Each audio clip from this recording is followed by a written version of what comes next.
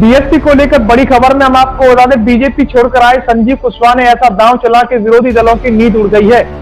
वह भी हम आपको बताएंगे। उससे पहले हम आपको बता दें, मध्य प्रदेश में बीजेपी ने 5वीं लिस्ट में 29 विधायकों को टिकट काट दिए हैं, जिसमें भिंड से विधायक संजीव कुशवाहा का नाम भी शामिल था। टिकट कटने के बाद संजीव कुशवाहा ने बीएसपी ज्वाइन कर लिया और अब वह बहुजन समाज पार्टी भिंड से चुनाव लड़ेंगे।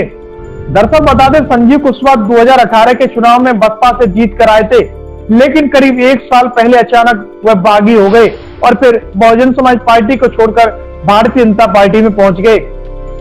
तकनीकी बारीकियों के चलते दल बदल के बावजूद विधायकी भी बची रही, लेकिन जैसे ही 2023 के विधानसभा चुनाव के लिए भिंड के बीजेपी प्रत्याशी का नाम घोषित हुआ तो कई चेहरे मुरझा गए। विधायक संजीव समेत उनके कोई कार्यकर्ता थे जो इस बात से आहत हो गए। सीटिंग विधायक का नाम ही बीजेपी ने टिकट से बाहर कर दिया। खुद को ठगा सा महसूस करते हुए विधायक संजीव ने बगावत कर दी और फिर निर्दलीय चुनाव तक लड़ने को तैयार थे।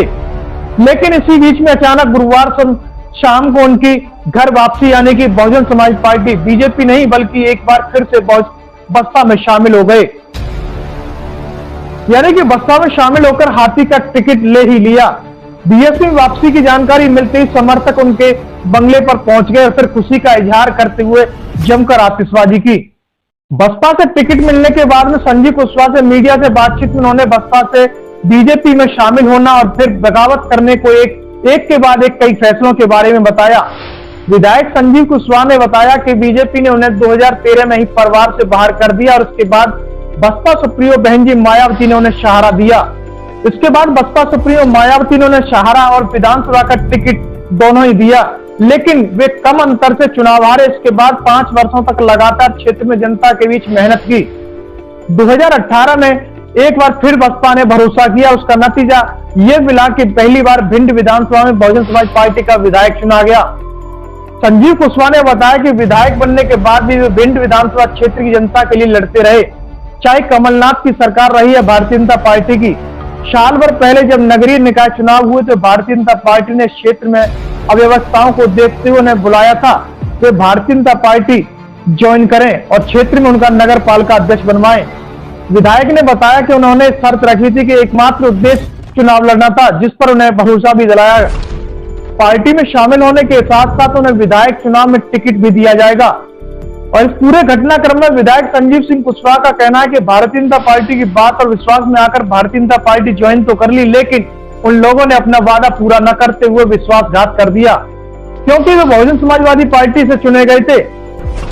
संजीव सिंह का कहना है कि बीजेपी की वादा खिलाफी की वजह से न सिर्फ उन्हें दुख हुआ बल्कि उनके समर्थक 70,000 वोट और युवा साथी बुजुर्ग उन्हें अपना मानते थे, वह उन्हें गहरा आघात पहुंचा।